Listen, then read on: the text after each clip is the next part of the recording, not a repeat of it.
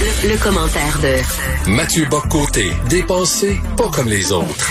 Alors, mon ami Mathieu Bock-Côté, qui assume son côté conservateur, pas seulement dans ses propos, mais aussi dans son look, parce qu'il s'est acheté un chapeau de l'ancien temps. À quand la cape, mon cher Mathieu? Oh mon Dieu!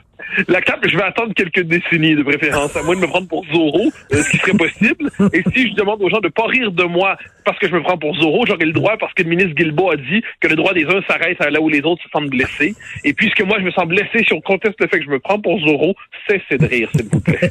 Mais le chapeau est quand même une certaine revendication, là, de retourner à l'époque où les hommes portaient le chapeau. Oh, je porterai pas, je mets pas de la politique dans mes vêtements. C'est simplement qu'il y a des choses que je trouve, des vêtements que je trouve beaux, tout simplement. Et quelquefois, on se dit, permettons-nous cette petite audace esthétique, rompons avec le t-shirt troué, et ça nous conduit chez Henri pour nous acheter un chapeau, tout simplement. OK, c'est ça le nouveau contre-courant maintenant, c'est la tradition. Parce que c'est vrai que être moderne à tout prix, il y a rien de plus conformiste que ça. C'est surtout épuisant, parce que là, la modernité ne cesse de changer de définition elle-même. Il faut toujours donner des gages à la nouvelle mode, parce que sinon on est ringard, on est déclassé. Donc, comme disait, je crois que c'est Renan qui disait, j'espère ne pas me tromper, en disant que dans l'avenir, je cite approximativement, dans l'avenir, la meilleure manière d'avoir raison consistera à être d'arrière-garde de temps en temps. C'est inexact, mais c'est à peu près ça comme citation. Je suis à peu près d'accord. L'arrière-garde, c'est la possibilité de marcher à son rythme. Et pour certains, l'arrière-garde, c'est la défense du français, c'est ringard. Oui, mais là, on y arrive. C'est-à-dire, pour moi, là, le journal a fait un dossier absolument remarquable de vendredi, samedi, dimanche et aujourd'hui sur la situation du français. Mais là, on est vraiment dans une situation assez grave, en fait. C'est-à-dire, on le savait, tout ça, on le sait en un sens. Frédéric Lacroix, ça fait des années qu'il écrit là-dessus dans l'autre journal. Il vient de publier un livre assez remarquable là-dessus, on doit dire franchement remarquable, pourquoi la loi 101 est un échec. Les textes se multipliaient et toujours on nous disait non, c'est pas vrai, ça se passe bien. Le parti du déni, le parti de la négation du réel était très très fort médiatiquement, politiquement aussi. Et quiconque rappelait l'importance du français était d'une manière ou d'autre présenté comme un boomer nostalgique de la loi 101, ce qui apparemment est un crime, ou un nostalgique, pire encore, quelqu'un qui se rappelait des méchantes madames de Chéton, ou alors quelqu'un, un fanatique linguistique, un ayatollah de la langue, et ainsi de suite. C'est là ce qu'on constate tout simplement. On le voit devant nous, là, c'est devant nous. C'est que le français est expulsé symboliquement, culturellement, du centre-ville. Et ça s'étend. Et ça peu à peu, ça s'étend à Laval. On le voit à Laval, c'est important. À Laval, ce qu'on voit en ce moment, c'est que oui, on peut se faire servir en français, mais la langue d'interaction, c'est l'anglais. La loi 101 devait faire du français la langue commune au Québec. C'est désormais un accommodement raisonnable consenti aux francophones pour qu'ils puissent se faire servir en français s'ils l'exigent. Et là, il y a une scène qui est terrible dans le reportage. Je pense que la journaliste, c'est Marie-Lise Mormina, si je me trompe pas. Oui. Elle raconte, moi, ça m'a jeté à terre sans me surprendre. C'est ça qui est terrible. Quand elle dit qu'une jeune employée, je crois que c'est chez Victoria's Secret, dit on sert pas les clients en leur disant bonjour parce qu'on se fait crier, on risque de se faire crier dessus. Et ça m'a rappelé, moi, je me rappelle, il y a 2 ans, je pense, une fois, quand j'avais demandé qu'on me serve en français dans un commerce, j'avais un peu insisté parce qu'on insistait à pas le faire, puis on avait fini par me traiter de raciste parce que j'avais demandé qu'on me serve en français. Et ça, de tels événements, de telles anecdotes, on en voit de plus en plus. C'est la nouvelle manière de dire speak white. La nouvelle manière de dire speak white, ce n'est plus avec la brutalité coloniale d'antan, c'est la brutalité coloniale d'aujourd'hui, des post-modernes, c'est Elvis Grant. En fait, c'est le hipster qui a pris l'espèce de relais au nom de la conscience, de la diversité, du progressisme, et le résultat, c'est que Montréal se défrancise et devient même un environnement hostile aux faits français. Et chez certains jeunes, et là, on arrive dans une situation totalement surréaliste où le français est considéré comme la langue des oppresseurs. Oui, ça c'est quand même, on y est. On est dans ce moment où le français est vu comme la langue qui étouffe la diversité au Québec. Le français, c'est la langue du blanc ventru, dominant, bourgeois, mais pas vraiment, parce qu'on a quand même de l'argent depuis rien qu'une génération, puis pas encore. Donc, le français est la langue de l'oppresseur et l'anglais est la langue de l'émancipation. Donc là, premièrement, ça, on pourrait appeler ça, c'est l'univers des faits alternatifs. Il y a pas que Donald au Sud qui aime les faits alternatifs.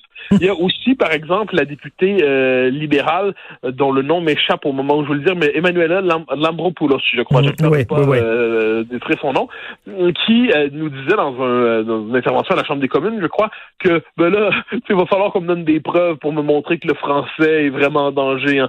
Autrement dit, pour elle, c'était une pure lubie. Il faut dire que c'est la même madame qui avait dit au moment de son investiture, il y a 3 ans, qu'elle préférait l'anglais au français, puis elle préférait donc qu'elle s'adressait à la population en anglais plutôt qu'en français. Parce qu'apparemment, au Québec, on peut préférer une langue à l'autre, et le français n'est pas la langue commune. Et c'est la même madame qui accusait le Parti québécois de Pauline Marois de racisme à cause de la loi sur la laïcité. Et tout ça nous ramène à un point qui est central, je crois, aujourd'hui, c'est que mais c'est le tabou des tabous de la politique contemporaine au Québec, c'est que c'est le mépris dont les Québécois francophones sont la cible chez une partie de ceux qui ne sont pas parvenus à intégrer. Et de ce point de vue, l'anglais est vu comme la langue de l'émancipation pour se délivrer de la grosse, méchante majorité blanche française. Eh bien, devant cela, il est temps que nous, on se fasse, j'aime l'image, mais j'y reviens, il est temps qu'on décide de miser sur la colonne vertébrale, parce que sinon, c'est le Nouveau-Brunswick demain. Mais les gens qui nous méprisent ne sont pas les mêmes. Dans les années 70, ceux qui méprisaient les francophones étaient l'establishment, le patronat qui était anglophone. Ils nous considéraient, nous, comme des petits porteurs d'eau incultes. Et là, les gens qui nous méprisent, c'est la gauche radicale, la petite gang qui se promène devant McGill, Black Lives Matter, qui se promène avec des pancartes en anglais seulement, parce que justement... Absolument. Pour moi, je les appelle les nouveaux rhodésiens.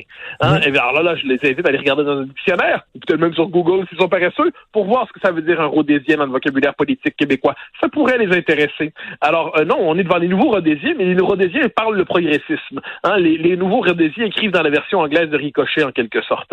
Et ce qu'on est devant une population qui, pas une population, on fait devant des individus, mais qui sont quand même pas purement marginalisés, il suffit de se promener sur des réseaux sociaux pour le constater, qui ont aucune conscience de la situation historique du Québec, qui ne sont, tu sais, le fait français au Québec pour eux, c'est secondaire. La situation de référence, c'est l'Empire anglo-américain. Leur débat, c'est les débats de l'Empire anglo-américain. Par exemple, on l'a vu autour de Black Lives Matter cet été.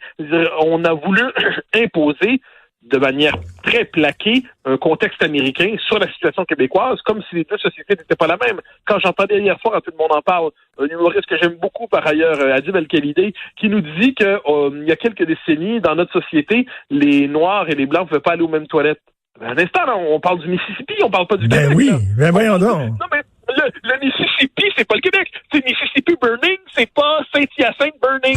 OK, là, on est, il y a quelque chose, l'ordre de Jacques Cartier, c'était pas le Ku Klux Klan, hein. Puis Maurice Duplessis, c'était pas l'équivalent, juste pour qu'on trouve l'exemple qu'on veut au sud des États-Unis, c'est pas George Wallace. À un moment donné, il faut revenir sur Terre. Notre histoire n'est pas celle des États-Unis. Et quand j'entends de jeunes personnes intelligentes, comme c'est le cas de cet humoriste, nous dire ça, je me dis, mais la déculturation est grave. La déculturation est grave parce qu'en gros, on n'a plus nos propres réalités, notre propre histoire, notre propre sociologie pour nommer notre réalité. Et moi, là, je détache ça de l'humoriste d'hier qui me semble de bonne foi, mais qui était engoncé dans une forme d'ignorance historique, et je ramène ça sur ce qu'on a vu depuis le mois de juin, mais un peu avant. Les mouvements qui aujourd'hui cherchent à angliciser le Québec au nom de la diversité de l'émancipation, pour moi, ce sont les mouvements colonialistes. Ce sont les mouvements de colonisateurs sur le plan idéologique. Ce sont des colonisateurs américains qui cherchent à faire tomber l'État-nation québécois, le Québec français, qui veulent l'humilier, qui considèrent qu'on est de trop, hein, les Québécois sont de trop chez eux. Eh bien, devant ce mouvement colonisateur, il est nécessaire de répondre maître chez nous, comme en 1962, et reprendre ce combat fondamental pour le Québec français. Et Mathieu, comme tu le sais, moi, pendant 3 ans, j'ai été animateur à Choix FM, donc la radio de Québec. Et là-bas, les animateurs étaient très axés sur la bonne santé économique. Ce qui était important, c'était l'économie, puis la protection de la langue, c'était un peu ringard chez certaines personnes à Québec. Et je leur disais, c'est drôle parce que vous vous dites de droite, hein, moi, je trouve que vous êtes des marxistes. Parce que Marx ramenait tout à l'économie. Et c'est exactement ce que vous faites, vous ramenez tout à l'économie. Ça me fait penser à Raymond Bachand qui disait la seule chose importante, c'est d'être heureux. Donc, mais c'est pas vrai qu'il y a seulement la bonne santé économique, il y a la bonne santé culturelle aussi. Absolument, mais ça, moi, c'est pour ça que je surnommais les libertariens les marxistes de droite. Hein? Oui. C'est-à-dire, ils ont la même prétention à réduire tout à l'économique, même prétention scientifique d'ailleurs, et moi, même définition par rapport à l'Empire. Hein? C'est simplement que dans un cas, on adorait Moscou ou Pékin, alors qu'aujourd'hui, on adore les États-Unis. Mais c'est et ça, c'est ce qu'on pourrait appeler, c'est l'alliance au Québec. Hein? C'est l'alliance entre Elvis Gratton et les hipsters qui est terrifiante. C'est-à-dire, cette alliance-là, là, entre le colonisé de droite et le colonisé de gauche, qui se donnent la main pour vomir ensemble sur ce qu'ils s'imaginent être le Québec péquisto-caquiste nationaliste pas propre. Là. On est devant cette espèce de mépris qui s'affirme, qui s'affiche et qui est décomplexé. D'ailleurs, le nom qu'on lui donne, disons, les Kebs. Les Kebs. C'est quoi ça? Non, pas les Kebs, les Québécois. Vous êtes en droit de le dire. Comme dirait, je vais le redire à Steven, moi ça me blesse. Faut arrêter si ça me blesse. Hein, c'est la nouvelle doctrine de la liberté d'expression. Mais non, par ailleurs, sur l'économie, j'ajouterais une chose. C'est que les plus grands constructeurs de l'économie du Québec moderne, ça s'appelle sur le plan politique Jacques Parizeau, Bernard Landry, ceux qui ont fait le Québec Inc., ceux qui ont fait les grandes sociétés de développement. Est-ce qu'on pense que ces gens-là n'avaient pas le souci de l'économie? Il n'y a pas de contradiction entre la langue et l'économie au Québec. J'oserais même dire que si on est dans une dynamique d'anglicisation, mais le prix à payer, ça va être la marginalisation économique des francophones. À un moment donné, il faut être sérieux. Je veux dire, puis par ailleurs, parler français n'est pas un handicap économique. Il s'agit simplement de miser sur notre différence collective en Amérique du Nord. À partir des années 60, ça nous a permis de nous tirer vers le haut. Ça nous a permis de nous émanciper. Eh bien, moi, j'aime le rappeler, le jour où le Québec va parler, on pense qu'on va être New York. Ben non, on va être Pittsburgh. Hein? On va être on va être Cincinnati. On va être, autrement dit, on va être une ville américaine parmi d'autres sans intérêt avec un vieux fond folklorique. Et ça, c'est pas un beau destin pour les Québécois. On va être Milwaukee. Pour te dire, là. Oui, Milwaukee, juste avant de M&M, de Montréal à Milwaukee. Ah, le beau destin, quand même. C'est merveilleux de savoir qu'on s'en va vers ça. Alors non, devant cela, il faut tenir, ne pas céder. On va finir par gagner. Et les touristes américains, quand ils viennent ici, ils aiment ça, vivre l'expérience française. Sinon, ils iraient dans leur ville à eux autres, là. Voyons. Évidemment, mais ça, c'est le point de vue de celui qui pense toujours qu'il est trop chez lui. Je veux dire, c'est quand même fascinant, ça. Puis on arrive à ce moment très particulier, moi je le vois à Montréal, on le voit tous, où des Québécois s'interpellent entre eux en anglais, parce qu'ils ont comme le premier réflexe que la langue d'interpellation, c'est l'anglais. La langue commune, c'est l'anglais. Donc là, c'est même entre nous, désormais, on se traite comme des touristes. Non, mais c'est génial. Non, mais c'est exceptionnel. Alors, donc, il y a quelque chose d'étonnant, quelquefois, où là, l'un parle en anglais, l'autre répond en anglais, les deux constatent qu'ils ont à peu près un accent, là, ils se regardent, ils se désirent un peu du regard, et ils finissent par savoir qu'ils peuvent se parler français entre eux sans que ça soit gênant. Formidable. Formidable. On est sur le chemin de l'émancipation. Mathieu Bock-Côté, essayiste, chroniqueur et dandy. Alors, n'exagérons rien. Porteur de chapeau de temps en temps, c'est tout. La cape s'en vient, tu vas ressembler à Aristide Bruant, je te le dis, là, bientôt. Quel destin. Merci beaucoup, Mathieu. Bonne journée. Le commentaire de Mathieu Bock-Côté, dépensé pas comme les autres. Mathieu, je n'avais pas vu Stephen Guilbeault, le ministre du Patrimoine, là, tout le monde en parle, mais la citation que tu sors dans ta chronique d'aujourd'hui est assez ahurissante. Notre liberté d'expression s'arrête là où la blessure de quelqu'un d'autre commence. Donc, il va falloir, lorsqu'on écrit, lorsqu'on dessine, lorsqu'on fait un film, tenir compte de la susceptibilité de tous et chacun.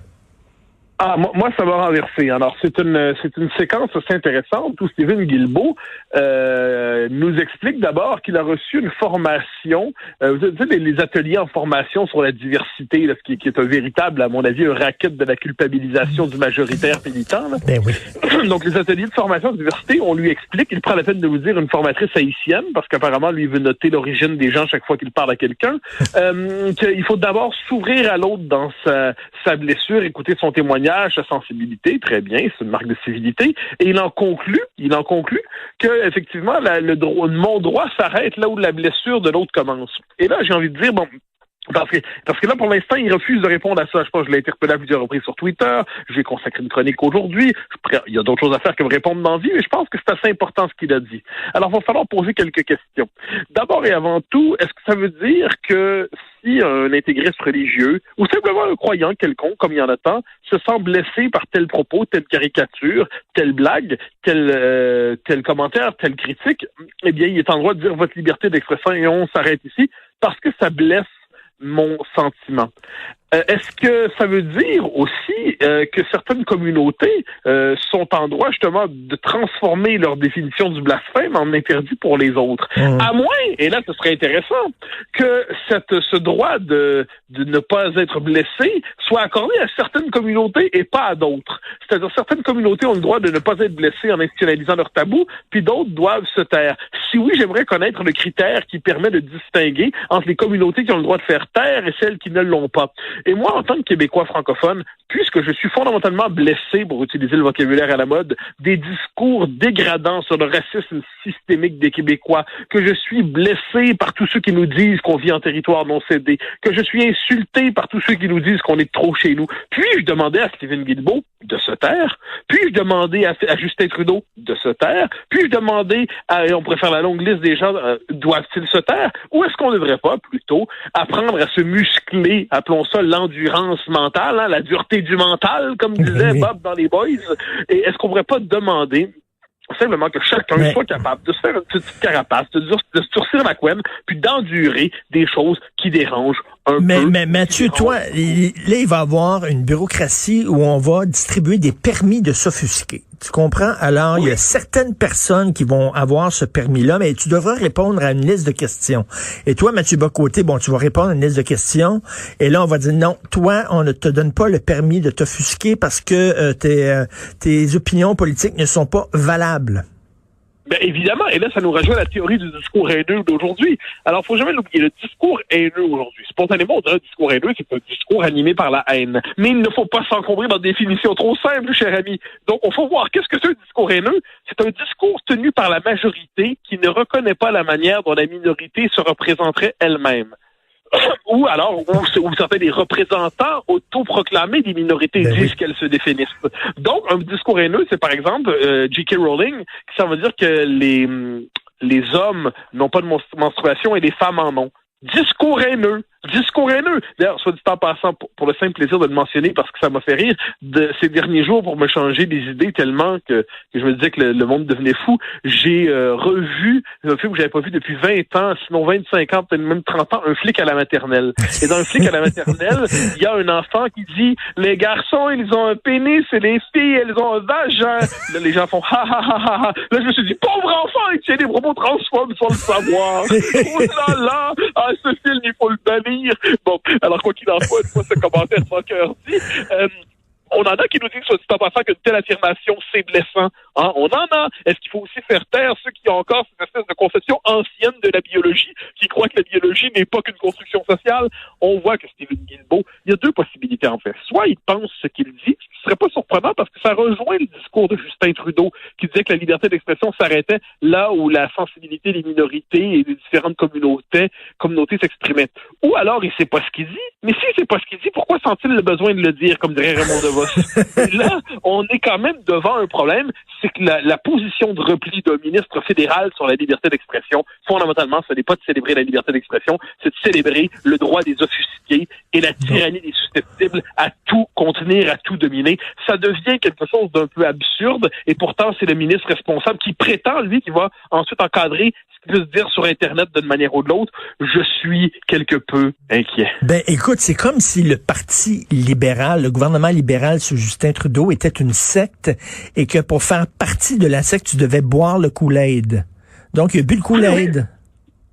Mais l'image est bonne, sauf que le problème, j'ai plutôt l'impression qu'ils boivent plutôt une forme de boisson enivrante. Et c'est une boisson enivrante qu'ils boivent tous ensemble, et là, ça leur donne accès à un monde parallèle. Hein, le monde parallèle qu'on pourrait dire des faits alternatifs. Le monde parallèle où on nous dit, par exemple, que le français est pas en danger au Québec. Le monde parallèle où on nous explique que la liberté d'expression consiste à se taire devant les dogmes des autres. Le monde parallèle où les Québécois francophones seraient coupables globalement de racisme systémique et de privilèges blancs. Autre phrase, soit dit en passant, de notre ami Stephen Guilbeault, à son passage à Tout le monde, en parle lorsqu'il dit qu'il serait bien étonnant que le Québec soit le seul endroit en Amérique du Nord où le racisme systémique ne sévit pas. Et là, on a envie de dire deux, trois choses. Premièrement, le Québec en Amérique du Nord est effectivement assez différent. Ça vaut la peine de prendre au sérieux la différence québécoise. Deuxième élément, se pourrait-il par ailleurs que la définition du racisme systémique qui partout s'impose mérite d'être questionnée? Ou est-ce qu'on doit s'y soumettre obligatoirement? En ce moment, ce que je comprends quand on passe à l'émission du dimanche soir, toute figure en position d'autorité doit se commettre, soit soumettre à la définition au dogme du racisme systémique. Mais on voit les définitions s'accumuler. Les définitions s'accumulent. On sait jamais avec laquelle il faut être d'accord, mais ce qu'on sait, c'est qu'on doit être d'accord avec l'idée qu'il y a du racisme systémique. On est véritablement devant une espèce de propos religieux, un esprit sectaire, qui nous dit soumettez-vous au dogme ou basculez dans l'hérésie. Or, puisqu'aujourd'hui, basculer dans l'hérésie, être condamné à la mort sociale, passer pour un infréquentable, et plus encore finir comme probablement un de mes amis ou un des tiens, triste destin, je le devine, eh bien là, on préfère finalement reprendre le discours officiel et répéter en bêlant il y a du racisme systémique et il ne faut pas que telle ou telle communauté soit heurtée par tel propos. C'est absurde, c'est absurde. Ben oui, surtout à la messe du dimanche, il faut dire ça. Écoute, rapidement, notre ami Philippe Lorange, ce jeune étudiant brillant en sciences politiques, a attiré notre attention sur un texte totalement délirant dans un magazine féministe. Ouais, alors Philippe Lorange, qui est un jeune homme absolument remarquable, c'est un jeune universitaire d'un courage assez exceptionnel qui était à l'origine du manifeste contre le dogme universitaire et qui nous a montré une nouvelle étape dans l'écriture inclusive. Et donc pour réformer la langue française dans une perspective non genrée et inclusive qui permettrait de déconstruire le masculin et le féminin. Ça arrête jamais ça. Et parmi les nombreux exemples qui sont évoqués pour réussir à abolir le genre, il y a notamment la formule madamieur. Donc madame, monsieur, non, madamieur. Donc là, et puis on pourrait multiplier les cas. D'ailleurs, Sophie lui a consacré hier, avant-hier, je crois, une excellente son qui était excellente. On voit que la folie de l'écriture inclusive, ça ne fait que progresser. Et là, on s'en moque aujourd'hui. J'en ris, t'en ris, Sophie en rit. Mais dans 5 ans, on n'en rira plus. Parce que dans 5 ans, dans une forme ou dans une autre, ce qui passe en ce moment pour une excentricité va être normalisé par les administrations. Et moi, je crois qu'on en arrive tôt ou tard. On en arrivera. Je prépare un papier là-dessus pour une revue française. On en arrive dans un monde où écrire sans faute et sans écriture inclusive sera l'ultime geste réactionnaire. Oh là là, vous écrivez pas l'écriture inclusive, je sens chez vous la dissidence. Et le problème, c'est que ça sera vrai. Non, mais avant, c'était comme étudiante, tu sais, bon, c'était fait. Mais là, l'écriture inclusive, là, avec les nouveaux exemples dans ce recueil féministe-là, c'est incompréhensible. Je comprends pas. C'est incompréhensible, mais pour moi, c'est le propre du langage idéologique. Il va falloir accepter un jour de se pencher sur des comparaisons entre l'esprit soviétique et l'esprit woke, disons ça comme ça. On est dans une réinvention du langage. Le langage ne vise plus à décrire la réalité. Le langage n'a plus sa propre structure, sa propre logique.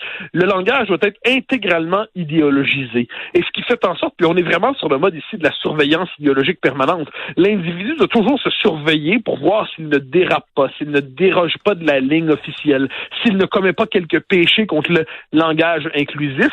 De ce point de vue, notre ami Lorange, avec cette belle révélation à laquelle Sophie a donné un grand écho et dont on parle aujourd'hui, il a fait un travail tout à fait salutaire, c'est qu'il nous montre là où on en est rendu. Il va falloir comprendre une chose, la folie des campus américains n'est plus confinée dans les campus américains, elle s'est déconfinée, elle contamine la culture aujourd'hui à la manière d'un virus idéologique et nous en serons tous atteints si on ne s'immunise pas par la pratique du bon sens. Mais c'est fou, là. Au lieu de dire content, contente, tu dis contanx. Tu mets le X parce que le X veut dire... Oui, mais ça, c'est à l'américaine aussi. Féminin et masculin. Latina ou latino, on nous dit désormais dire latinx, mettons. Ça, on voit ça dans le livre d'Abraham X. Kendi, How to be Anti-Racist. On réinvente le langage. Et là, c'est moi, ce que je trouve fascinant là-dedans, c'est qu'il y a un mépris pour la langue et la précision des termes, et il y a une idéologisation intégrale du monde. Moi, c'est une des choses qui me terrifie dans la vie, c'est de vouloir mettre de l'idéologie de la politique partout. C'est de vouloir tout soumettre à l'idéologie. Et ça, c'est l'héritage du fameux le personnel et politique, comme on disait dans les années 60. Eh bien, si le personnel est politique, c'est juste que dans l'intime, tout est politique. Si ma biologie est idéologique, eh bien, le langage lui-même devient objet de manipulation, et la manipulation du langage est la manipulation de la pensée, et c'est la possibilité d'abolir la possibilité de la pensée. Ils y parviendront. C'est hallucinant. Merci beaucoup, Mathieu Bock-Côté, homme blanc hétérosexuel de 40 ans. Merci. Je m'en excuse. Qui porte de vieux chapeaux. Bye, bonne journée. It's the sound of the Filtrete filter in our furnace, electrostatically capturing microscopic particles to clear the air in our family's home. It's music to my ears. Visit Filtrete.ca to hear more. Le commentaire de Mathieu Bock-Côté, dépensé pas comme les autres. Mathieu, dans tout le dossier de la langue française, là, il va falloir le dire à un moment donné, il faut rendre la vie plus difficile aux gens qui ne parlent pas le français. Il faut qu'il y ait des obstacles dans ta vie si tu es unilingue anglophone. Sinon, quelle est la motivation? Si tu peux travailler en anglais, étudier en anglais et avoir un dialogue et des conversations, des services en anglais par le gouvernement, ben, quelle est ta motivation d'apprendre le français? Il faut que ta vie soit un peu plus difficile. Ben, on touche la question de la langue de l'État, c'est-à-dire, est-ce que l'État québécois doit accorder des services en anglais à la minorité historique anglaise? Oui, tout le monde en convient, c'est très bien. Le problème, c'est que ce statut particulier a été instrumentalisé, autrement dit, pour instaurer une forme de bilinguisme officieux au Québec. Donc, officiellement, il y a la loi 101, qui est la langue de référence, qui fait du français la langue de référence, mais dans les faits, l'État québécois est un État bilingue, comme l'ont démontré très bien Guillaume Rousseau et François Côté dans leur livre sur refaire du français la langue officielle. Et c'est assez intéressant parce que ça nous montre comment l'État québécois, dans les faits, là, pour peu qu'on interagisse avec lui, il n'est nullement nécessaire de parler français. Le français est optionnel au Québec. Donc, on est dans une société qui a institutionnalisé les créations de sa propre marginalisation. On a décidé, comme société, de programmer la possibilité de se ficher de la majorité. Bon, quand on est dans un tel scénario, là, on peut dire que le Québec se tire dans les pattes. Il ne le fait pas à partir de rien. Il le fait dans un cadre canadien qui nous force toujours à ramener à la baisse nos lois linguistiques.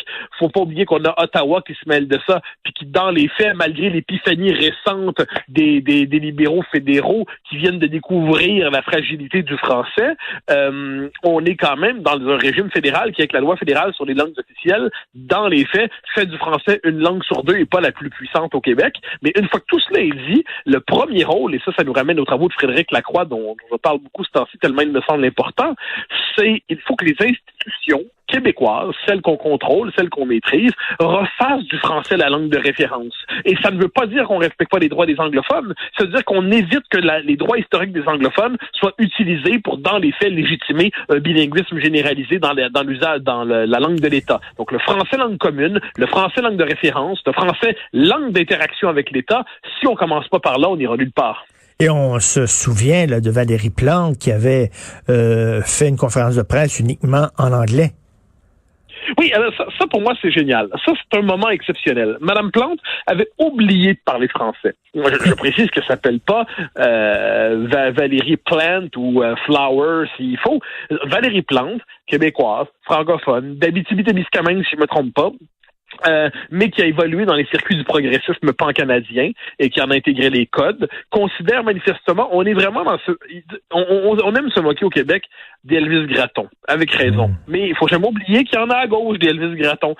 C'est les woke. Et là, qu'est-ce qu'on voit avec Valérie Plante? C'est que l'anglais, pour elle, on dirait que c'est presque sa langue de référence à ce moment-là. Ensuite, elle a dû s'excuser parce qu'on lui a reproché, mais elle s'est un peu dévoilée à ce moment-là. Et on l'a vu hier, je crois, ou avant, non, je pense que c'était hier, quand sa déclaration par rapport à la situation présente suite au dossier du Journal de Montréal, c'est oui, mais on fera pas une police de la langue, une police du français à Montréal. C'est pas dans nos compétences particulières. On va essayer d'en faire un peu, mais elle cherchait à diminuer, à relativiser. OK, mais au même moment, il suffit de se rappeler qu'il y a quelques semaines, Mme Plante a créé un poste de haut commissaire à la lutte contre le racisme systémique à Montréal et ainsi de suite. Et là, soudainement, c'était dans les attributions de la ville. Donc, et soudainement, ça faisait partie des compétences légitimes au niveau municipal. Donc, si on comprend bien la défense et l'affirmation du fait français dans une ville dont le français est la langue officielle, c'est dans la charte de la ville. Ça, c'est secondaire. C'est pas dans les compétences de la ville. C'est pas essentiel. Puis d'ailleurs, dans plein d'arrondissements, ça peut se passer en anglais dans l'intérieur même du travail des arrondissements, où le français est optionnel. Mais le combat contre ce concept on pourrait dire bancal, pour ne pas dire farfelu qui est le racisme systémique, ça c'est une urgence municipale. On voit bien ce qui passionne Mme Plante. Le problème, c'est que la langue française ne fait pas partie de ses passions. Oui, tout à fait. Et écoute, on a abandonné le centre-ville de Montréal. Là. Il y a Concordia, il y a McGill, il y a Dawson. Toutes les salles de cinéma sont en anglais, présentent des films anglais, sauf le petit cinéma du Musée des Beaux-Arts qui présente des films français, mais sinon, et les commerces, c'est en anglais. C'est comme si écoute, je connais pas, là, je parlais de ça avec Frédéric Lacroix, puis il dit, nommez-moi un peuple qui a vraiment abandonné le centre-ville de sa plus grosse métropole. Oui, ben absolument, il a tout à fait raison. Abandonner et concéder l'espèce de... Moi, qu'il y a deux choses qui jouent là-dedans. Pour moi, c'est que le contexte historique pèse toujours fondamentalement. La loi 101 au Québec a eu des effets efficaces lorsqu'elle était portée par un mouvement d'affirmation nationale dont elle était l'instrument et le symbole. Ça, on pourrait dire, c'est de la Révolution tranquille jusqu'en 95. À la rigueur, dirait-on, dans les années qui ont suivi. Mais une fois qu'on perd l'élan national avec l'échec de 95, une fois qu'on décide finalement que la loi 101 peut se passer du socle à partir duquel elle devait déployer pleinement ses effets de l'indépendance, ou du moins un statut particulier dans le Canada. Une fois qu'on a renoncé à l'élan nationaliste dans les années deuxième moitié des années 90, eh bien, la loi 101 était condamnée finalement à avoir des effets de plus en plus limités et on paie le prix de notre défaite. Puis ensuite, là, il y a l'autre élément, le grand interdit de la politique contemporaine québécoise, la question de l'immigration. Qui veut l'immigration massive veut l'anglicisation. Il va juste falloir être capable de le reconnaître à un moment donné s'il y a un lien direct entre immigration massive et anglicisation. C'est ce qui fait que le West Island aujourd'hui s'étend jusqu'à Laval. C'est ce que Lacroix d'ailleurs appelle la West Islandisation de Laval. C'est ce qui fait que, et ça possiblement c'est une question de comportements électoraux, je donne souvent cet exemple-là, le nombre de comtés libéraux qui s'est multiplié depuis une vingtaine d'années en des comtés protégés rouges, eh bien, parce que immigration, anglicisation, tout ça, ça vient dans un ensemble. Donc, si le gouvernement de la CAQ, et là on arrive à cette question centrale, le gouvernement de la CAQ arrive à un moment particulier de notre histoire. Il n'est pas souverainiste, très bien, mais il dit que son principe de référence, c'est le nationalisme québécois. C'est le Québec d'abord. C'est l'idée qu'il faut que se maintienne ici une société de langue et de culture française. Si vraiment François Legault le croit, et je crois qu'il le croit, eh bien, il va devoir piler sur les pieds de son aile affairiste et fédéraliste. Il va devoir donner un coup de main à son jeune ministre Jolin Barrette et ils vont devoir ensemble faire le travail que le René Lévesque et Camille Lorrain ont fait. Maintenant, ce sera Legault et Jolin Barrette, s'ils le veulent, pour être capable de faire engranger une loi 101 assez ambitieuse pour enclencher une nouvelle dynamique. Mais Mathieu, l'affaire, c'est que tant qu'on reste dans le Canada, on pourra pas protéger vraiment très efficacement la langue française. Je parlais tantôt au ministre Jolin Barrette et je lui disais comment ça se fait qu'il y a encore des commerces qui ont des raisons sociales en anglais alors que c'est très clair là, dans la charte de la langue française, c'est écrit les commerces doivent avoir un nom français. Mais il dit c'est parce que toutes les lois concernant les marques de commerce, c'est une loi fédérale. Donc on est toujours en train de s'obstiner avec le fédéral qui nous met les bâtons dans les roues, puis il y a la charte des droits, etc.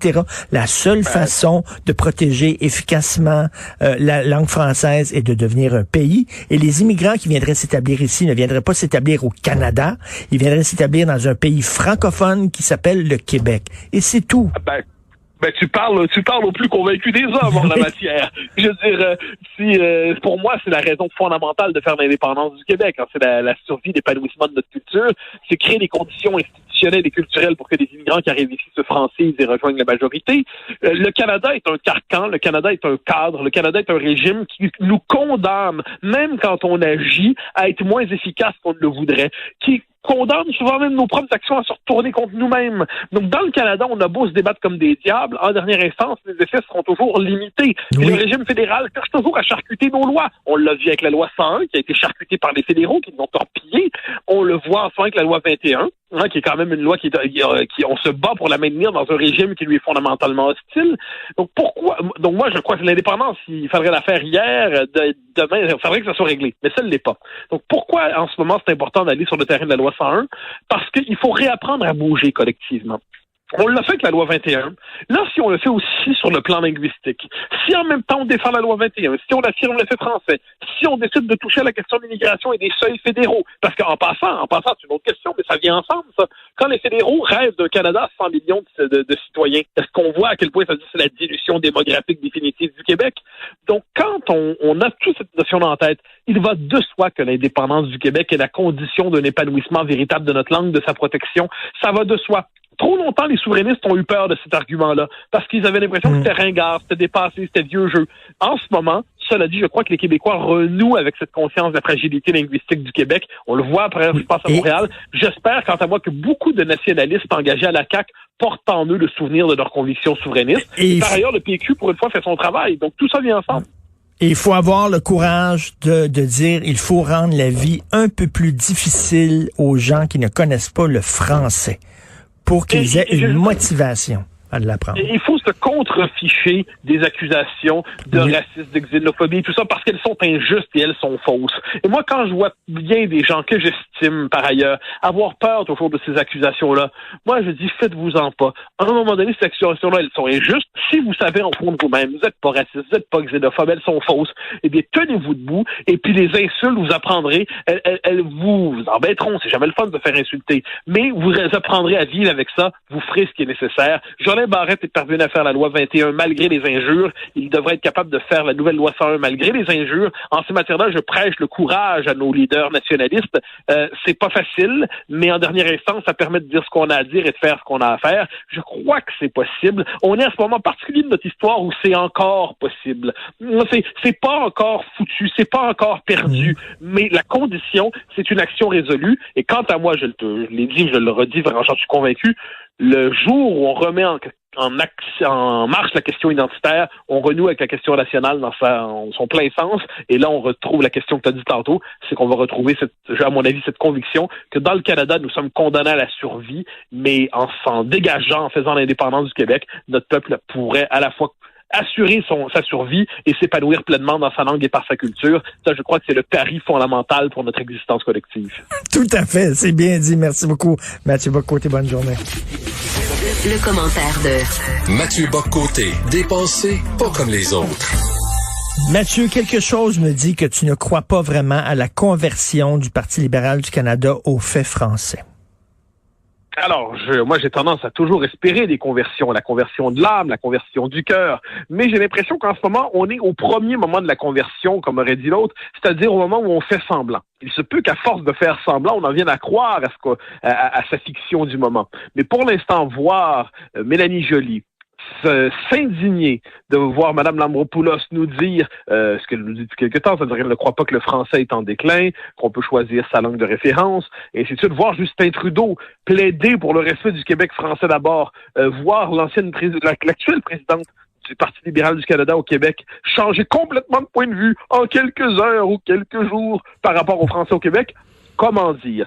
C'est le réalignement politique le plus grossier que l'on a devant soi. On pourrait aussi dire, dans des termes moins polis, que c'est une des manifestations d'hypocrisie les plus convaincantes que l'on a devant soi. Ce qui me frappe par ailleurs, par rapport à Mme Lambropoulos dans tout ça, qui en ce moment est la cible de nombreuses critiques dans son parti, c'est qu'elle est presque traitée comme le bouc émissaire de son clan, comme la figure sacrificielle dont on doit se débarrasser pour faire semblant que ce qu'elle a dit, c'est terrible, on va se convertir à autre chose désormais. Alors que Mme Lambropoulos n'a simplement fait que répéter ce avec quoi le Parti libéral du Canada est d'accord depuis 25 ans moins un jour. Donc là, on est devant une espèce de réalignement. Bon, au plan très, très large, si le Parti libéral du Canada veut prendre le combat pour le français, très bien, on va applaudir, mais pour l'instant qu'on nous permette d'être sceptiques, on est surtout devant une immense manœuvre de communication de la part d'un parti qui veut reconnecter minimalement avec le Québec francophone. Ben oui, parce que là, il y a un gouvernement au Québec qui est nationaliste, ouvertement nationaliste, qui reçoit de l'appui d'une large majorité, qui se prépare à présenter un projet de loi concernant la défense du français. Alors, eux se disent, là, il y a quelque chose qui est en train de se jouer là. Évidemment, le Parti conservateur qui courtise les électeurs québécois, le Parti libéral aussi qui courtise les électeurs québécois. Donc, tout ça, c'est la grande séduction, là. Oui, exactement. Et là, il va falloir, à un moment donné, c'est la puissance des mots, certes, mais il va falloir la puissance des gestes. Et la puissance des gestes, c'est plusieurs choses. On peut presque faire une liste des attentes. Le Bloc québécois demandait hier, il reprenait une proposition qui circule depuis longtemps dans les milieux nationalistes, que les candidats à l'immigration qui veulent s'établir au Québec soient obligés de maîtriser le français. Donc, en tant que tel, c'est pas compliqué. Le français devient, l'État fédéral reconnaît le statut obligatoire du français pour le Québec. L'État fédéral pourrait aussi consentir à ce que la loi 101 s'applique dans l'ensemble des institutions fédérales implantées au Québec et des entreprises à charte fédérale au Québec. Ce serait aussi une étape importante. L'État fédéral pourrait consentir au fait qu'au Québec, par ailleurs, sur le plan de l'administration publique fédérale, c'est le principe de la loi 101 qui commande. Il pourrait faire ça, ce serait pas mal. L'État fédéral pourrait aussi, poussons l'excitation encore plus loin, affirmer qu'il renonce à contester les différentes dispositions des lois dites d'identité au Québec, que ce soit sur le plan de la langue ou autre chose, pour reconnaître l'autonomie du Québec sur le plan de l'affirmation de son identité, et ainsi de suite.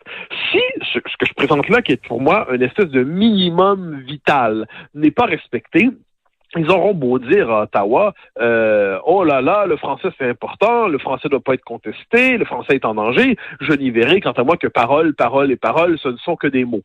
Mais cela dit, ce nouveau contexte, entre guillemets, symbolique ou idéologique, j'espère que le gouvernement Legault en profitera pour se dire, mais là, c'est le temps d'y aller. Parce que depuis un certain temps, on voit le conflit ouvert dans le gouvernement Legault entre Simon-Jeanin Barrette qui veut y aller, qui veut frapper, qui veut nous montrer quelque chose de gros, et puis manifestement, une bonne partie de l'aile du fédéraliste du gouvernement dit, non, attends un peu, puis François Legault arbitre.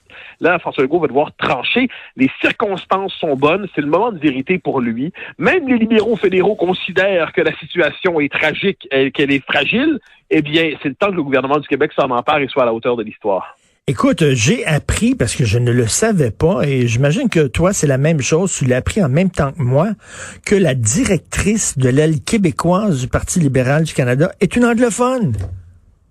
Oui, mais ça je l'ai vu, mais ça, bon, je ne conteste pas, elle peut être anglophone, elle peut être ce qu'elle veut, mais ce qui m'embête, ce sont ses idées. Et là, hier, on a vu ça circulait beaucoup sur Twitter, sur Facebook et ainsi de suite, les réseaux sociaux. Là, elle les a effacés, ces tweets, où elle présentait la loi 101 comme une loi d'oppression.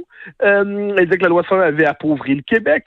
Alors là, ça, c'est intéressant, parce que il faudrait qu'on lui demande ce qui fait qu'en l'espace d'1 an et demi, 2 ans, elle voyait dans la loi 101 une langue d'oppression, et maintenant elle considère que c'est une langue absolument nécessaire. Qu'est-ce qui fait qu'elle croyait il y a très peu de temps que le français n'était pas en danger du tout, puis maintenant qu'il est en danger? Ce serait intéressant de savoir ce qu'elle pense là-dessus, parce que moi je serais intéressé de savoir quel est le chemin de conversion. C'est très intéressant, le chemin de conversion. Qu'est-ce qui l'a amené à voir la lumière? Et qu'elle nous l'explique. Parce que sinon, encore une fois, on aura peut-être l'impression qu'on est en train de se moquer de nous, comme dirait M. Pignon. Et là, on est devant un moment où il faudrait tendre le micro. Mais j'ai l'impression qu'une partie de la classe politique, surtout les libéraux fédéraux, ont une capacité assez exceptionnelle à se dérober au micro. C'est-à-dire, on leur pose des questions, ou alors quelquefois, on ne leur pose pas des questions. Ça, de ce point de vue, la radio-télévision fédérale devrait peut-être un peu plus faire de son travail d'information, puis demander aux gens, expliquez-nous l'évolution de votre réflexion. Expliquez-nous pourquoi vous pensiez ça, vous le pensez plus, vous pensez à autre chose maintenant. Ça nous intéresse. Et si Mme Chelsea Craig et Mme Lambropoulos n'ont pas hésité une seconde à dire ce qu'elles pensaient de la défense du français, c'est qu'elles savaient qu'il y avait beaucoup de gens au sein du Parti libéral du Canada qui pensaient comme elles. Mais évidemment, et puis ça nous ramène à Stéphane Dion. Stéphane Dion avait dit de la loi 101 que c'était une grande loi canadienne. Ça doit faire un peu une dizaine d'années qu'il a dit ça. Mais pourquoi avait-il dit ça? Parce qu'il parlait pas de la loi 101 de Camille Lorrain. Il parlait de la loi 101 mutilée, la loi 101 déconstruite, la loi 101 émiettée, passée sous la coupe, passée sous des coups, passée sous des torpilles de la Cour suprême, des tribunaux canadiens. Alors là, la loi 101 acclimatée, domestiquée, anéanti, condamné à l'impuissance, ça devient une grande loi canadienne. Et j'ai l'impression que ça, c'est une thèse que je défends depuis longtemps, c'est que le Canada va reconnaître l'identité québécoise, la nation québécoise, le jour où il nous aura complètement folklorisés. Le jour où on va devenir une espèce de minorité empaillée dans le musée du multiculturalisme canadien, là, soudainement, on va avoir droit à tous les éloges. Ils vont s'excuser pour les Acadiens, ils vont s'excuser pour la loi des mesures de guerre, ils vont dire que le français est essentiel. Tout ça va venir le jour où nous ne serons plus en danger. Mais là, puisque le nationalisme québécois continue d'être agissant, et ainsi de suite, là, on est dans la phase d'entre-deux. C'est que là, on se dit, il faut les combattre, donc il faut faire semblant de reconnaître un petit peu, mais pas trop, parce que ça impliquerait des conséquences. Les fédéraux ne savent plus comment nous gérer, parce qu'ils ne savent pas non plus comment gérer François Legault. Ils se demandent jusqu'où va aller François Legault. Je pense qu'on est nombreux à se demander. Moi, François Legault, quand je le vois aller, je me demande, est-ce que c'est vraiment un fédéraliste converti? Hein? Est-ce qu'il a vu la lumière inversée? Ou est-ce que c'est ce que je crois, un souverainiste refoulé? Hein? C'est-à-dire qu'il s'est dit, j'aurais bien aimé ça, mais c'est plus possible pour l'instant. Mais on ne sait jamais un jour, et si tel est le cas, ce que j'espère, c'est que dans cette époque où il est invité à sortir du placard, j'espère que François Legault sortira lui aussi du placard et nous confessera plus tôt que tard, j'espère. Je crois que le Québec doit devenir un pays. À tout le moins qu'il fasse une très bonne loi 101, ce serait déjà une bonne étape. Est-ce que François Legault est un souverainiste qui se cache et qui, là, va vouloir prouver aux Québécois, regardez, même avec un premier ministre comme moi, qui s'est dit non souverainiste, même avec un premier ministre comme moi qui a mis de l'eau dans son vin pour faire la loi 21. Même là, nous affrontons à une porte fermée, ce qui veut dire qu'il va falloir à un moment donné en tirer les conclusions qui s'imposent. Est-ce que c'est ça son plan de match? Non, moi, je pense pas que c'est un calcul chez lui. Moi, je pense que les hommes sont globalement un peu moins calculateurs que ça. Je pense qu'il s'est vraiment dit qu'il allait essayer de faire tout ce qu'il peut dans le Canada. Il s'est vraiment dit, il a juste oublié que le Canada était pas d'accord là-dedans. Il faut être deux pour danser de ce point de vue. Il est prisonnier du piège québécois. C'est-à-dire les Québécois pensent qu'ils sont en dialogue avec le Canada alors qu'ils sont en monologue avec eux-mêmes. Mais, une fois que tu es dit, François Legault croit qu'il y a une marge d'action. Puis c'est probablement vrai. On a eu la laïcité, tout ça. Mais ce qu'il va devoir constater, je crois, c'est que tôt ou tard, dès qu'on bouge un petit peu, eh bien, ces marges d'action sont beaucoup plus réduites qu'on le pense. Et là, la question, moi, je pense pas que c'est un plan. Ce que j'espère, cela dit, c'est que il va se dire un jour, j'ai vraiment tenté, j'ai fait ce que je pouvais, j'ai essayé, je l'ai essayé mon nouveau beau risque. Mais là, la question, c'est est-ce qu'il va, à partir de là, être capable de tenir sa coalition puis faire la prochaine étape? Sinon, il se pourrait que d'autres partis nationalistes s'emparent du terrain. Non, mais tu peux pas aller si loin que ça comme il le fait, puis après ça, reculer, puis prendre ton trou, puis couche-couche panier, là, puis rentrer dans la caniche, puis à un moment donné, il faut que tu tires les conclusions qui s'imposent. Et moi, j'ai très, très hâte de voir la fin de ce film-là. Si c'était un DVD, j'avancerais là, en accéléré, là, parce que je veux voir justement comment il va réagir quand le Canada va nous dire non, clairement. Oui, ben là, c'est que là, le fait est qu'il y a la contestation en ce moment de la loi 101. Il y a en ce moment, de la loi 21, il y a la déconstruction programmée, étape par étape, de la loi 101. Donc là, François Legault va devoir se dire, en quelque sorte, c'est quoi mentalement mon seuil de rupture? Il va devoir se poser la question que Robert Bourassa soit a refusé de se poser, soit il a tranché autrement en se disant, j'ai pas de seuil de rupture. Je suis convaincu, quant à moi, que François Legault a un seuil de rupture, que mentalement, il doit se dire, là, il y a des limites. La question est de savoir, puis là, il tient une large coalition. Hein. Il y a Simon-Jolin Barrette dans son parti. Il y a des conseillers politiques très clairement nationalistes qui ont un passé indépendantiste. Puis aussi des fédéralistes purs et durs. Est-ce que pourrait-il que François Legault soit celui qui serait capable d'amener certains fédéralistes vers la souveraineté en disant, regardez, là, je suis plus un péquiste à barbichette, comme on disait de manière autrefois. Je suis un homme crédible, j'aime l'économie, mais on est rendu là dans notre histoire. Sinon, encore une fois, il faut le dire, si François Legault décide de ne pas agir sur la question linguistique maintenant, là, le test en ce moment, c'est même pas l'indépendance. Hein, le test, c'est la question linguistique. S'il décide de rien faire là-dessus, ou de nous faire une loi décevante, ou de continuer à financer Dawson, l'agrandissement de Dawson, ou s'il continue à donner le Royal Victoria à McGill, comme si ça allait de soi, s'il continue de financer le débalancement du financement des institutions anglophones au détriment des institutions francophones, eh bien là, il y aura de la place pour un parti nationaliste de remplacement que l'on croyait mort et qui pourrait renaître, parce qu'à un moment donné, il y a des limites à toujours dire « je suis nationaliste », mais à rien faire quand vient le temps de livrer. Ça, c'est vraiment la question du français, la nouvelle loi 101, la question de notre langue, de notre identité, c'est le test historique de François Legault. Il n'est pas interdit de penser qu'il puisse le relever, il n'est pas interdit de craindre qu'il échoue. Moi, je suis convaincu, j'ai toujours cru ça, que je crois que les Québécois veulent que ce soit des non-souverainistes qui fassent la souveraineté. Et ça, on s'en reparlera une autre fois, mais je suis convaincu de ça, qu'ils auraient aimé que ce soit Bourassa qui fasse la souveraineté, ils l'auraient suivi, puis ils aimeraient que ce soit François Legault qui fasse la souveraineté, mais surtout pas des souverainistes. C'est assez particulier. En un mot, je suis assez d'accord avec ça. Reste à voir comment ça va se faire, mais je crois qu'ils auraient besoin de ça pour se rassembler dans une grande coalition souverainiste. Pour ça, par ailleurs, il faut que les souverainistes fassent leur travail, mais c'est tout à fait possible. J'ai longtemps cru ça, il m'arrive de le croire encore. Qui sait si l'avenir du Québec ne passe pas par là? Merci beaucoup. On s'en reparlera en détail. Merci Mathieu. Bonne journée. Le commentaire de Mathieu Bock-Côté. Dépensé pas comme les autres. Mon cher Mathieu, je sais que tu veux revenir là, sur le congé des fêtes, mais avant tout, dans le Devoir aujourd'hui, Amnesty International publie une tribune libre. On prend position contre la loi 21. On dit que c'est une loi discriminatoire. Et je te cite ça, là, l'exercice du droit à la liberté de religion ne peut se faire au détriment de la réalisation du droit à la liberté, à l'égalité et à la dignité des femmes. On dit que c'est une loi qui vise particulièrement les femmes musulmanes, etc. Donc, Amnesty, que je considérais comme un grand organisme que je respectais, qui est contre la loi 21. Nous avons un désaccord ici parce que moi, je n'avais aucun respect pour Amnesty International. Ça faisait longtemps, en tant que tel, Amnesty International, quand ça se bat pour libérer des prisonniers ailleurs dans le monde, c'est très bien. Mais ça, on applaudit. Non, mais surtout les journalistes aussi, des journalistes qui étaient emprisonnés dans des dictatures et tout ça. Bien sûr, ça c'est très bien, Mais depuis un bon moment, Amnesty International s'est converti dans l'activisme diversitaire. Depuis un bon moment, Amnesty International se prend pour une forme d'autorité morale, un peu le nouveau rôle. Il y a eu autrefois l'Église catholique, maintenant il y a de nouvelles autorités morales, cléricales, qui prétendent fixer les normes du bien, du juste et du vrai. Et Amnesty joue ce rôle depuis un bon moment déjà, donc se passionne davantage d'ailleurs souvent pour ce qui se passe ici, une loi qui heurte sa conception fondamentaliste du droit de l'hommisme, qui heurte pas les libertés publiques, les libertés civiles, on le sait très bien. Mais Amnesty International est devenu dans la société québécoise, mais globalement dans les sociétés occidentales, une organisation multiculturaliste militante. Donc moi, quand on me dit Amnesty International, je n'ai pas l'impression de trembler devant une autorité qui exigerait que je m'incline. D'aucune manière, je bâille un peu, je me choque aussi, mais d'aucune manière, je ne me suis troublé. Écoute, il y a quelques jours, tu m'avais parlé du passage d'Adib Al-Khalidé à Tout le monde en parle.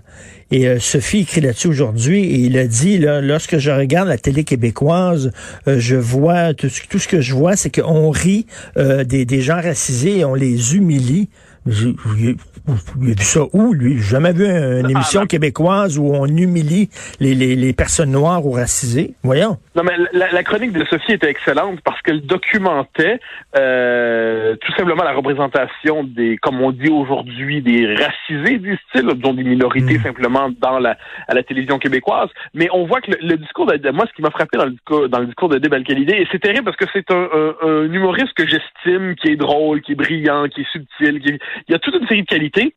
Mais là, manifestement, sur ces questions-là, il reprend simplement le discours dominant du multiculturalisme qui domine dans le milieu, on pourrait dire dans le milieu médiatique à certains égards, un discours obligatoire qui fait en sorte qu'il faut mettre en accusation la société québécoise à partir, dans les faits, soyons sérieux, d'un imaginaire américain intégralement. Moi, quand on me dit, par exemple, que la représentation des Noirs à la télévision était faible, mettons, dans les années 80-90.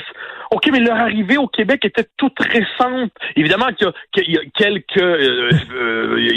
a des Noirs qui sont là depuis longtemps, mais globalement, l'arrivée massive, communautaire des Noirs au Québec, ça date des années 60 pour l'essentiel. Guillaume Marois, le démographe, a fait sur sa page Facebook, qui aime ça quelquefois faire des clarifications démographiques, une petite mise à jour des recensements des dernières décennies, puis il montre comment l'arrivée significative d'une communauté noire au Québec, c'est dans la deuxième moitié des années 60. À partir des années 70, disons, puis ensuite ça s'étend, et notre société peu à peu va les intégrer, mais il y a une espèce d'étrange sentiment aujourd'hui comme quoi on aurait été depuis toujours une société qui les excluait. Guillaume Marois dit très justement, aurait-on voulu les exclure qu'on n'aurait pas pu? Il n'y en avait presque pas ici. Ben oui. Donc, mais là, c'est qu'on voit l'américanisation des mentalités, c'est ça. Puis moi, par ailleurs, je commence à me dire que nos militants multiculturalistes, nos agitateurs et agités activistes doivent probablement avoir une très faible estime des personnes issues de l'immigration, parce que dans leur esprit, doit-on comprendre que tous ces gens viennent ici dans une société pour s'y faire persécuter par le racisme systémique. Moi, je me dis, ces gens qui par dizaines de milliers arrivent par année au Québec, par centaines de milliers au Canada, eh bien, ils arrivent ici pour se faire persécuter. Ils arrivent dans une société, puis en plus, probablement qu'ils supposent qu'ils sont aveugles, parce que Ils arrivent ici, puis apparemment, ils découvrent qu'il y a ici une très grande majorité de Blancs. Et là, ils sont partis, ils disent, c'est trop blanc, il y a beaucoup trop de Blancs, j'ai pas choisi la société avec la bonne couleur de peau, je voulais pas vivre dans une société si blanche. Si on m'avait averti que je vivais dans une société si blanche, et en plus une société qui pratique le racisme systémique généralisé, je serais pas venu ici, j'aurais été ailleurs. On me dit où? Alors là, on est dans un problème, hein. C'est-à-dire, il va falloir, premièrement, qu'il y ait une majorité significative, je déteste ce langage-là, mais qu'il y ait une majorité significative de blancs, entre guillemets, à la télévision. C'est normal. Historiquement, c'est une société, entre guillemets, blanche, vu qu'ils veulent à tout prix qu'on parle ce langage-là.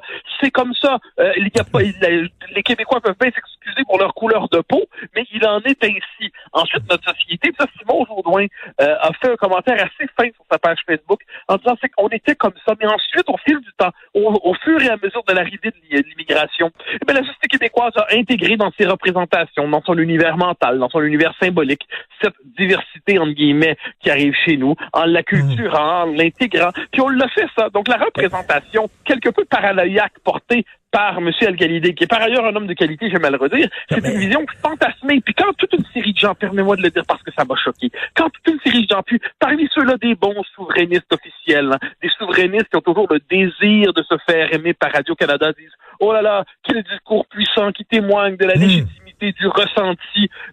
Son ressenti est faux. Il a beau se sentir c'est faux. C'est un réel à ses droits. C'est un mensonge. Quand il dit là, à la télévision québécoise, on humilie. Il dit ça. Il a dit, on humilie les Noirs. Je pousse ça une coche plus loin. Quand il s'en va dire, parce que moi, ça m'a rendu fou, cette affaire-là. Quand il s'en va dire qu'on vit dans une société qui, il y a quelques décennies, obligeait les Blancs et les Noirs à pas aller aux mêmes toilettes.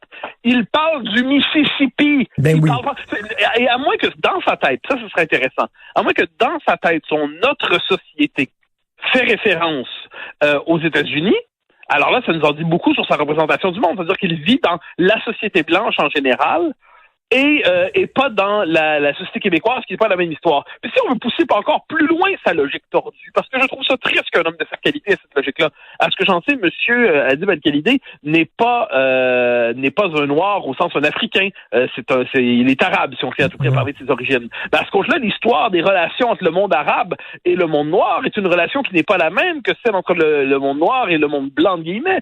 L'histoire des Arabes et des Noirs, c'est pas la même que l'histoire entre les Blancs européens, en disant comme ça. Et les Noirs, c'est une histoire qui est assez conflictuelle. Est-ce qu'on demande à M. Al-Khalidi de s'approprier la longue histoire de ces rapports difficiles, complexes et tordus? Alors là, ça commence à être compliqué. Le fait que quelqu'un soit pas blanc, il doit s'identifier à une diversité qui toujours définirait par la mise en procès des méchants blancs québécois. Ça marche pas. Ça marche juste pas. Et quand on veut tuer son chien, on dit qu'il a la rage, donc il s'invente un ennemi imaginaire qui n'existe pas pour mieux le combattre. Et autre chose qui va te fâcher, Mathieu, parce que là, on a annoncé un relâchement pour le temps des fêtes. Et là, il y a des gens qui disent c'est drôle.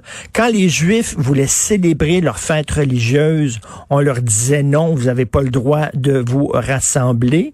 On est en confinement, mais soudainement, quand c'est les catholiques qui célèbrent leur fête religieuse, là, soudainement, il y a un confinement. Alors, il y a des gens qui voient de la discrimination religieuse dans la décision de M. Legault. Oui, là, c'est l'autre manifestation du délire. Ça, c'est vraiment la logique communautariste, intégrale. C'est-à-dire là, Noël n'est plus ici un marqueur de civilisation. Dans notre monde, là, dans le monde occidental, le calendrier chrétien, disons ça comme ça. Les fêtes communes sont globalement chrétiennes. Ce qui ne veut pas dire ensuite que chaque communauté n'a pas ses spécificités, mais globalement, pour peu qu'on ait quelque chose en commun, la trame de fond de notre civilisation est écrite à l'angle du christianisme et du catholicisme dans le cas du Québec. Donc Noël, c'est la fête qui nous rassemble. Et Noël, c'est une fête où ensuite les différentes communautés se l'approprient chacun à leur manière. Mais là, ce qu'on doit comprendre que dans l'esprit de ces espèces d'agités diversitaires, multiculturalistes, il aurait fallu faire des déconfinements sectoriels en fonction des fêtes religieuses des uns des autres. Et puis, qu'est-ce qui arrive avec les athées qui disent que fondamentalement, non, Noël, je ne le fête pas, parce que là, bien franchement, l'immense majorité des athées fêtent Noël. Imaginons qu'on tombe sur un athée noëlophobe, là. Il aime pas ça, Noël. Il haït ça, Noël. Puis lui, il réclame de fêter le 3 janvier. Ça, c'est ça, sa fête. Est-ce qu'on doit véritablement segmenter le déconfinement des fêtes de fin d'année, de l'année arbitrairement fixée 2020, à partir de la naissance d'un homme dont on conteste l'existence ou la légitimité? C'est peut-être comme ça qu'il va falloir parler aujourd'hui. Donc, est-ce qu'on doit déconfiner de manière sectorielle pour plaire à la subjectivité ou à la logique minoritaire des uns et des autres.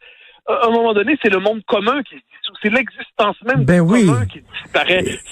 Et ça devient exaspérant de voir ces espèces de sermonneurs à répétition nous expliquer que globalement, on est toujours de trop chez nous. C'est-à-dire, il y a pas, une société québécoise, une société, à moins d'avoir une définition strictement administrative d'une société, c'est une épaisseur culturelle et symbolique.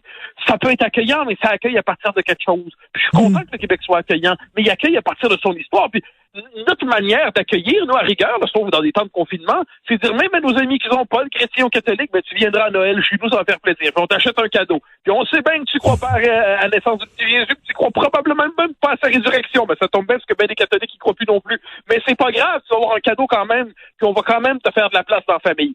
Ça, c'est une société accueillante. C'est pas une société qui pratique l'auto-oblitération qui est accueillante. C'est une société qui pratique l'auto-mutilation qui est accueillante. Mais on est dans ce délire-là aujourd'hui. Ben écoute, pour qu'il y ait une discussion entre moi et l'autre, encore faut-il que moi existe, Saint-Cibole. Oui, mais justement pas. Alors, c'est intéressant que tu dis ça parce que il y a un rapport dont tout le monde parle beaucoup ces temps-ci, c'est le rapport Vien qui parle des Autochtones. C'est un rapport donc qui a plusieurs informations pertinentes, dont le cadre théorique est discutable. Et personne s'est attardé. Une chose qui m'a été frappée dans le rapport Vien, c'est qu'on l'utilise pour parler des Québécois, là, les nous, là, je sais pas comment on doit s'appeler aujourd'hui. Il y a les Autochtones d'un côté, puis il y a nous, on est les Allochtones. Les Allochtones. Donc, on devient les autres. C'est très bizarre. On se nomme nous-mêmes en tant qu'autres. Donc, il y a désormais là-dedans, il y a l'autre, puis nous qui est l'autre aussi. Donc là, on est quand même passé comme peuple. C'est quand même génial. De français à canadien français, à québécois francophone, à francophone, à allochtone. Bon, la prochaine manière de se nommer, ça va probablement être de se dire simplement canadien-anglais, ça va être plus simple. Mais pour l'instant, on est allochtone désormais. Qu'on nous permette de porter attention aux mots, parce que les mots en disent beaucoup sur la vision des choses. Et désolé de vous annoncer, on n'est pas des allochtones, on est des Québécois. Mais maintenant qu'on est allochtone, donc on est autre, est-ce qu'on va avoir le droit de se plaindre maintenant qu'on est autre?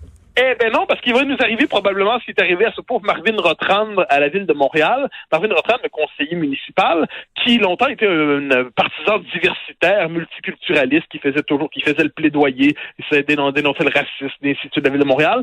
Mais là, Cathy Wong, tout récemment, lui a demandé de se retirer pour faire de la place pour la diversité. Alors, Marvin Rotrand, qui est juif, a appris à ce moment-là que la couleur de sa peau comptait davantage que sa communauté, que son histoire, que sa culture. Donc, il a été réduit au statut d'homme blanc parmi les autres, et on lui a dit en tant qu'homme blanc, dégage. Et là, finalement, Cathy Wong circulait en disant que c'est pas en tant qu'homme blanc que vous voulez qu'il dégage, c'est en tant que vieux, parce qu'il était là depuis trop longtemps. Donc là, c'est quand même assez drôle. Mais il n'était finalement qu'un homme blanc parmi d'autres. Donc même nous, si on devient allochtone, même si nous, on devient allochtone, on va quand même demeurer blanc, probablement, du moins pour un certain temps. Et bien, donc on voit à quel point on est pris dans un délire. Et je dis ça d'ailleurs dans ma chronique de demain. Moi, Marvin Rotrand, je voterai pas pour lui, mais pas parce qu'il est juif ou parce qu'il est blanc ou tout ça, mais parce que je suis pas d'accord avec lui. Mais mettez-moi dans un comté avec Macacoto et Justin Trudeau. Je vote pour Macacoto, même s'il est noir, et pas pour Justin Trudeau, même s'il est blanc, parce que j'aime les idées de l'un et pas les idées de l'autre. Ils sont en train de nous enfermer dans une société compartimentée, en silos, segmentée, racialisée, et ils osent appeler ça le progrès. C'est rire. J'ai besoin de vin. J'ai besoin d'alcool, Mathieu. J'ai hâte à 5 heures. Mais... Oui. Tu peux commencer plus tôt aujourd'hui, je crois. Okay. Merci beaucoup d'être là et de nous parler tous les jours. Salut, bon week-end. Au grand plaisir, bonne journée.